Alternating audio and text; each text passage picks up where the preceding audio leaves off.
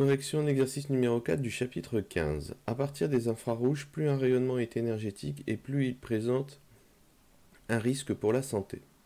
Première question, on nous demande de donner la relation qui lie l'énergie d'un photon à sa longueur d'onde.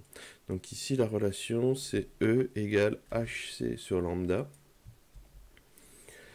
Avec h la constante de Planck, c'est la célérité des ondes électromagnétiques dans le vide. Lambda la longueur d'onde en mètres et de ce fait l'énergie sera ici en joules. Deuxième question, on nous demande, sans faire de calcul, déterminer parmi les trois photons suivants le plus dangereux.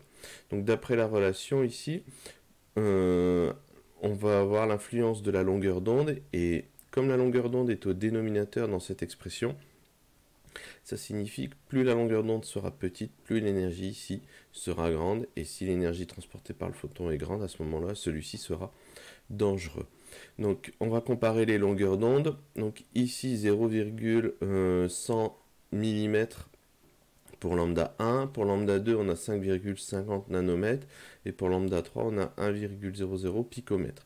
Donc pico c'est du 10 puissance moins 12 mètres, nano du 10 puissance moins 9, et millimètre ici c'est du 10 puissance moins 3.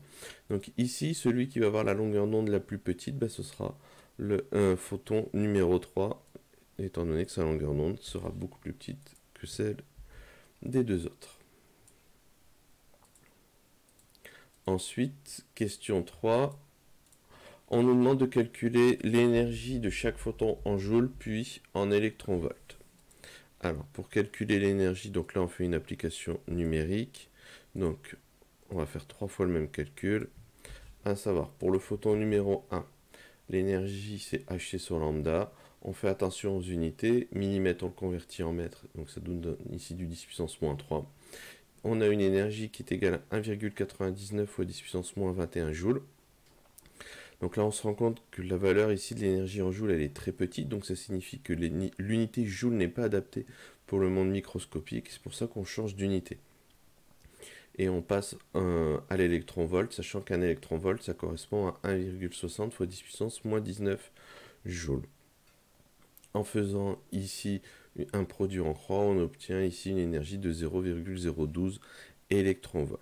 Et on réitère ces calculs pour les photons 2 et 3. Donc pour le photon numéro 2, on va arriver à une énergie de 226 électronvolts. Et pour le photon numéro 3, à ce moment-là, on va avoir une énergie, elle, égale à 1,24 fois 10 puissance 6 électronvolts. Et ça clôture la correction de cet exercice.